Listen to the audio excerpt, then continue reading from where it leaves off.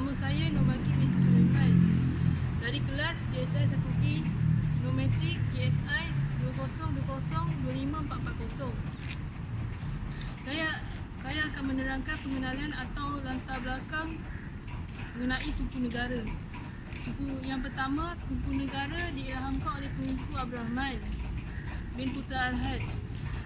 Kedua, Tunku Negara dibina pada tahun 1963 dan siap dibina pada tahun 8 Februari 1966. Ketinggian Tunku Negara berukuran 15 meter. Tunku Negara merupakan arca yang paling tertinggi di dunia. Tunku Negara yang terawal dibina dari tiang konkrit, manakala Tunku Negara yang baru dibina dari gangsa. Tunku Negara diukir oleh pengukir dari Australia iaitu Philip D. Weldon yang bertanggungjawab bagi mengukir Tunku Negara bagi tujuan untuk memperingatkan peristiwa peperangan USMC War Memorial di Virginia, Amerika Syarikat. Tunku Negara yang terawal dibina di Jalan Tunku Negara berhampiran dengan bulatan stesen kereta api Kuala Lumpur berdekatan dengan Masjid Negara. Tunku Negara dibina oleh pentadbir British bertujuan bagi memperingatkan peristiwa peperangan serta para prajurit yang terkorban dalam peperangan. Anggaran tanah yang tinggal seluas 10 meter. Kini Tunku Negara dialihkan ke kompleks Tunku Negara dan pada Tunku Negara tercatat tarikh kemanusiaan seperti Perang Dunia Pertama iaitu pada tahun 1914 sehingga 1918, manakala Perang Dunia Kedua 1935 sehingga 1942, dan akhir sekali darurat 1948 sehingga 1960.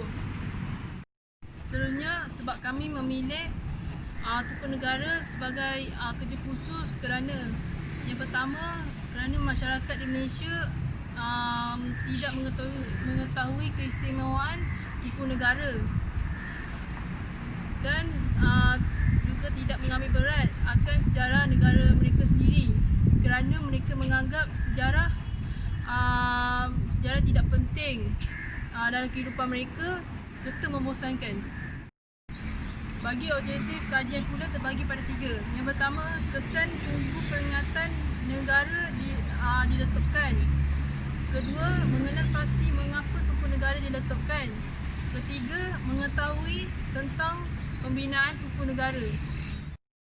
Yang ketiga, masyarakat di negara ini dan generasi muda tidak mengetahui maksud atau makna arca berkumpulan 7 patung tersebut. Mereka hanya mengetahui tentang kewujudan arca berkumpulan 7 patung itu tanpa mengetahui kisah di sebalik Tunku Negara. Akhir sekali, faktor-faktor modernisasi menyebabkan masyarakat atau generasi muda lebih mementingkan teknologi dan gadget pada masa kini daripada melawat tempat-tempat yang bersejarah di negara ini. Yang kedua, melahirkan generasi muda yang kurang ilmu pengetahuan serta mudah lupa akan sejarah dan pengorbanan para prajurit yang mencapai kemerdekaan negara mereka yang mereka nikmati hari ini.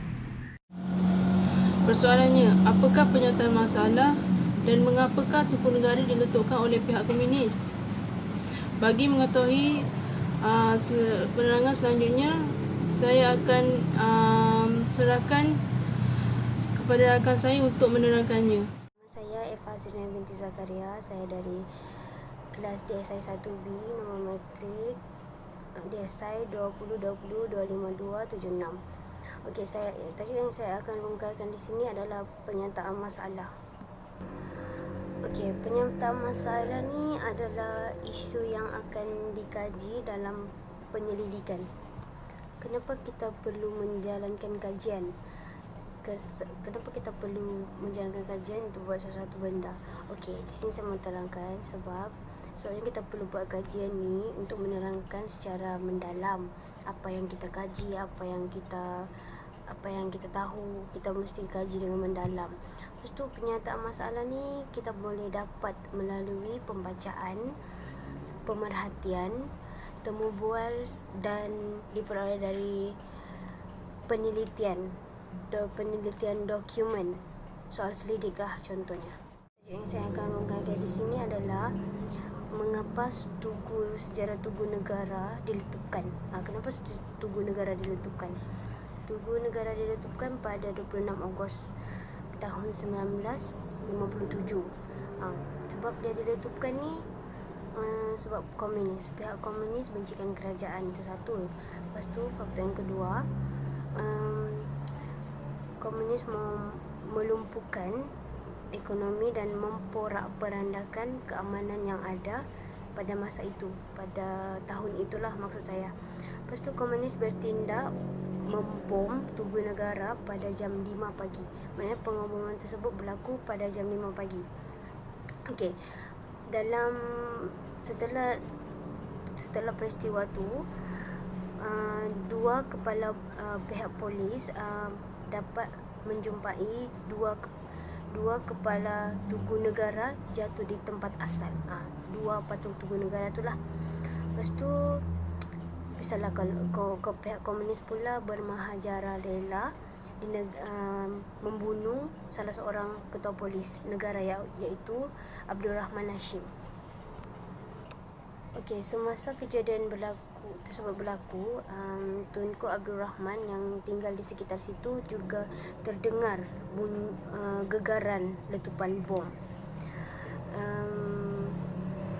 Setelah itu pihak kerajaan menemui 2 butir bom yang belum meletup yang dipercayai di tempat kejadian, yang dipercayai milik pengganas komunis yang berjaya melarikan diri dalam keadaan yang cedera. Kenapa? Apakah punca permasalahan Tugu Negara diletupkan? Akan dirungkaikan oleh sahabat saya, dan kenapa dia akan menerangkan punca-punca permasalahan yang berlaku lah. Assalamualaikum warahmatullahi wabarakatuh. Nama saya Nurul Baitun Najwa binti Muhammad Aris, DSI 2020-25470. Saya dari DSI 1B. Okey, terima kasih kepada kawan saya yang bertanyakan soalan. Okey, saya akan menjawab soalannya. Ini adalah punca permasalahan yang berlaku. Apa yang berlaku sebenarnya disebabkan peristiwa Tugu Negara pernah diletupkan. Apa puncanya? Permasalahan yang berlaku di dalam Tugu Negara, kenapa Tugu Negara diletupkan oleh pihak komunis adalah disebabkan beberapa sebab, iaitu pihak komunis berasa terhina dengan salah satu patung yang cedera memangku rakan yang lain, jadi mereka terasa dihina lah, sebab mungkin adalah pihak mereka sendiri yang mencipta, yang membina Tugu Negara tersebut. Okey, yang kedua ialah monumen, wajah-wajah pada patung tersebut dikatakan merupakan mirip dengan wajah-wajah orang barat. Jadi mereka ketidakpuasan hati mereka, jadi mereka meletupkan monumen patung Tugu Negara tersebut sampai kepala ada yang tercabut, jatuh ke bawah kan. Masa tu pun Tunku Abdul Rahman sendiri dengar letupan tu sebab dekat dengan rumah Tunku Abdul Rahman. Untuk mengelakkan kejadian ini berlaku lagi, jadi Tunku Abdul Rahman membina semula monumen Tugu Negara dengan wajah-wajah Tunku Abdul Rahman sendiri untuk mengelakkan persengketaan lah daripada pihak komunis tu. Jadi tak adalah berlakunya lagi perkara yang begini. Maksudnya letupan tu lah. Okey, untuk mengelakkan kejadian ini dalam kalangan Malaysia kita pada zaman kini, apa yang berlaku kita boleh ambil iktibar lah daripada apa yang berlaku. Jadi kita perlulah menghormati satu sama lain antara negara lain dan negara kita sendiri. Okay, so dia ada 3 faktor. Okay, faktor yang pertama, faktor individu. Faktor individu ialah individu kita sendiri. Bila pelancong asing datang dekat kita, macam nak bertanyakan jalan, kita yang pertama kita kenalah okeykan senyuman. Ya, kita kenalah okeykan senyuman. Kita kena memberikan senyuman yang baik kepada mereka supaya mereka macam oh ya, bagus macam tu.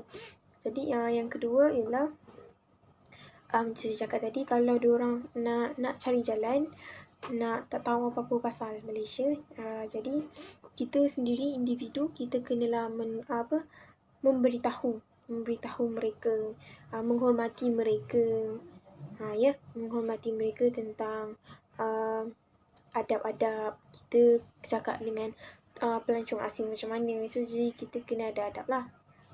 Yang seterusnya, dalam faktor kerajaan sendiri boleh memperbanyakkan sektor perniagaan pelancongan seperti tour guide. Okay, kalau pelancong luar yang nak datang dekat Malaysia, yang datang kat Tanah Melayu, tapi mereka tak tahu arah, tak tahu tempat, tapi mereka datang ke Tanah Melayu sendiri, bawa family, tanpa tour guide lah. Jadi kalau dia dah sampai dekat Malaysia, jadi dia nak tour guide untuk berikan diorang punya perjalanan ke tempat-tempat bersejarah, ke tempat-tempat menarik di Malaysia. Boleh, pihak kerajaan bolehlah menggunakan memperbanyakkan sektor tour guide lah. Okay, kalau ada yang setengah turis, ada yang setengah pelancong asing, dia tak nak menggunakan tour guide, dia boleh sendiri, dia boleh lakukan sendiri. Alasan yang lain, mereka tak nak mereka punya waktu tu ditentukan oleh orang lain, tour guide lah. Tapi setengahnya perlukan tour guide, setengahnya sebahagiannya tak nak lah, sebab tak nak waktu mereka tu diambil. Jadi kalau pelancong asing yang jenis nak berehat lebih masa, tapi disebabkan tour guide ni kan, kita kena ikut masa yang diorang dah tetapkan. Jadi kalau pelancong asing tu tak nak, kita tak boleh nak paksa lah, sebab memang dia dah tak nak. Sebab tour guide ni adalah sektor pelancongan, perniagaan lah. Okey, seterusnya adalah faktor yang terakhir, iaitu faktor negara. Okey, apa yang individu lakukan, apa yang kerajaan lakukan. Kita dah selesai untuk faktor individu, faktor kerajaan. Jadi apa yang dilakukan oleh faktor individu dan kerajaan ini, peranan mereka menyebabkan faktor negara ini akan bertambah majulah. Akan mengharumkan nama negara, nama baik Malaysia. Lagi satu, disebabkan pelancongan, disebabkan faktor kerajaan dah mengurangkan buat promosi tiket kapal terbang ke Tanah Melayu untuk pelancong asing nak datang ke Tanah Melayu. Jadi faktor negara ni akan meningkatkan pelancongan yang datang ke sini. Kadar pelancongan di negara Malaysia meningkatlah dengan membuatnya peranan individu dan faktor kerajaan. Penyelesaian yang perlu dilakukan supaya keamanan dan semangat patriotisme di negara kita pada masa kini menjadi teratur ialah. Terima kasih. Assalamualaikum. Itu sahaja dari saya. Saya suka BT Sambil DSI 1A, nombor matrik 4 dan 2. Seperti yang soalan yang ditujukan kepada saya tadi tentang kewujudan tubuh negara. Saya akan ulaskan sedikit tentang kewujudan tubuh negara. Okey, seperti mana yang kita tahu, ramai yang sedar akan kewujudan tubuh negara ini. Tapi sejauh manakah kita mengetahui cerita di sebalik pemenggahan tubuh negara tersebut? Yang kedua, tubuh negara ini seperti yang kita tahu dibina atas menghargai jasa-jasa para jurid kita yang mati berkorban akibat Perang Dunia yang Kedua Perang Dunia. Okay. Seterusnya pula, ada segelintir di antara kita yang tidak tahu tentang kewujudan tubuh negara. Contohnya, setengah mereka yang tidak tahu bilakah tubuh negara dibina dan disiapkan. Okay. Seterusnya, simpannya 11,000 prajurit yang mati akibat peperangan tubuh negara pada tahun Perang Dunia pada tahun 1941 dan Perang Dunia yang kedua pada tahun 1935 hingga 1942 dan semasa darurat pada 1948 hingga 1960. Memperingati jasa para jurid kita yang terkorban sebanyak 11,000 yang gugur dalam Perang Dunia yang pertama pada tahun 1914 hingga 1918 dan Perang Dunia yang kedua pada tahun 1935 hingga 1942 dan semasa darurat 1948 hingga 1960. Okey, yang kita tahu ialah tubuh negara ini pernah menjadi arca yang berkumpulan yang tertinggi dan menelan belanjawan sebanyak RM 2.45 juta dan 1.45 juta daripada sumbangan orang ramai. Tetapi selepas disiap tubuh negara, ada segelintir pihak komunis yang tidak berpuas hati dan pada tahun 16 Ogos 1975 setengah arca daripada tubuh negara itu telah rosak akibat perbuatan penganis komunis yang meletupkan tubuh negara tersebut. Okay. Setelah apa saya bincangkan tadi, yang kita tahu terdapat banyak pengajaran dekat situ. Dekat sini boleh kita tengok kisah-kisah yang dulu kita perlu ambil dan sekarang kita semestilah mempunyai semangat yang lebih tinggi untuk mengetahui tentang sejarah-sejarah yang dulu pernah berlaku dekat negara kita supaya kita maksud setiap bangsa yang ada pada patung tubuh negara itu melambangkan sikap pemimpin, sikap getir, keberanian, sikap kekuatan dan pengorbanan dalam menghadapi musuh-musuh yang terdahulu. Saya akan ulaskan beberapa isu tentang semangat patriotisme yang semakin pudar. Okay. Yang pertama, rakyat Malaysia perlu sedar betapa pentingnya nilai patriotisme untuk meningkatkan semangat perpaduan sekaligus menentukan hala tuju negara ke arah yang lebih maju dan kukuh. Nilai patriotisme sangat penting.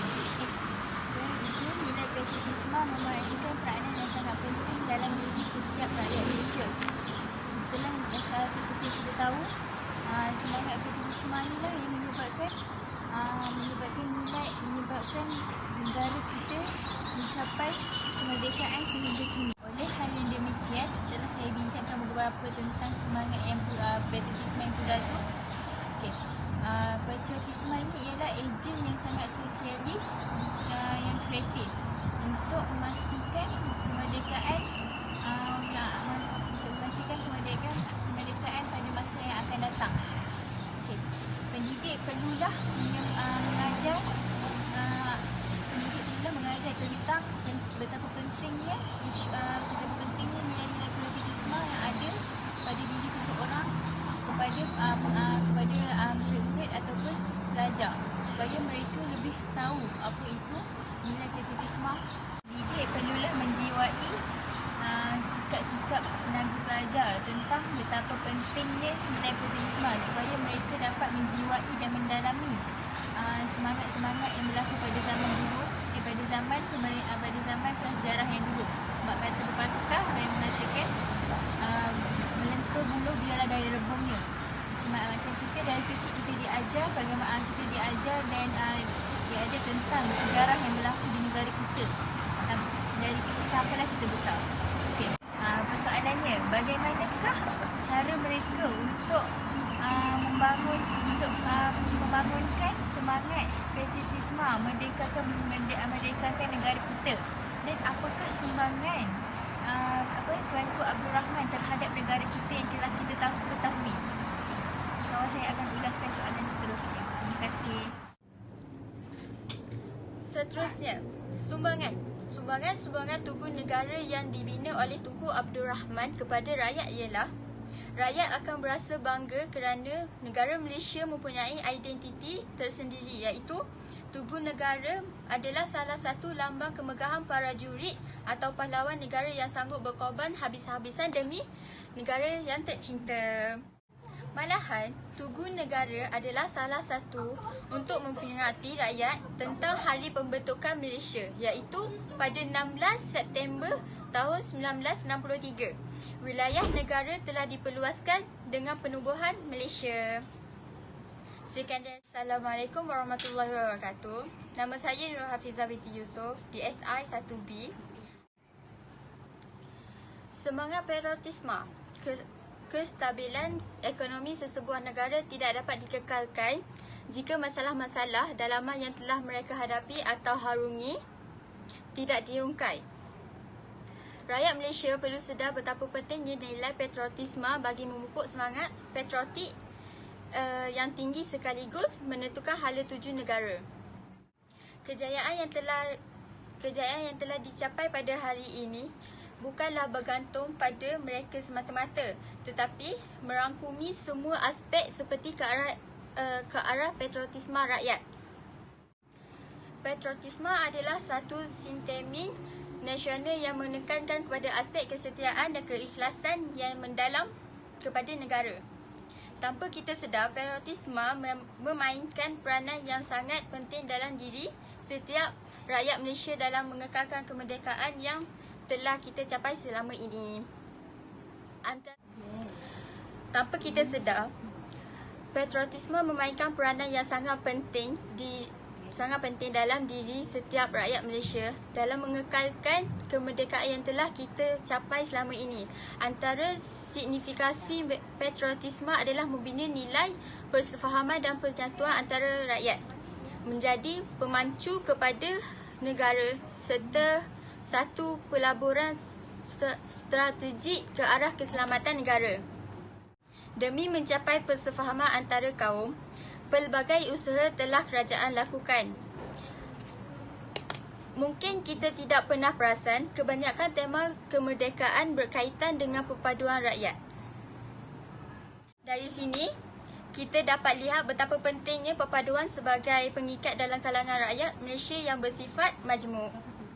Assalamualaikum warahmatullahi wabarakatuh. Saya Nur Syafina binti Zulkifli. Saya daripada kelas 1A. Nama matrik saya DSI 2020255212. Okey, saya ceritakan kisah sekali penutup. Terima kasih pada kawan saya. Saya akan menceritakan tentang penuntut Tunku Negara. Okay, penuntut ni sejenis macam akhir-akhir keputusan untuk tutup menceritakan tentang Tunku Negara ini. Okey. Tunku Negara ini dibina berdasarkan pemerhatian Tunku Abdul Rahman bapa kemerdekaan Malaysia. Hal ini kerana kejayaannya memerdekakan tanah Melayu dan menunjukkan semangat dan memperingati para jurid yang terkorban. Semangat kerjasama setia kawan dan sikap toleransi antara pemimpin dengan rakyat telah membawa kepada satu pergabungan. Persekutuan Tanah Melayu, Sabah, Sarawak dan sebuah pembentukan Malaysia. Inilah satu keunikan dan kebanggaan negara kita yang perlu dipelihara dan dipertahankan agar semangat penubuhan persekutuan Malaysia untuk mewujudkan negara yang kesimpulannya kita patut menghargai dan memperingati pengorbanan yang telah dilakukan untuk mempertahankan tanah Melayu atau Malaysia daripada penjajah asing.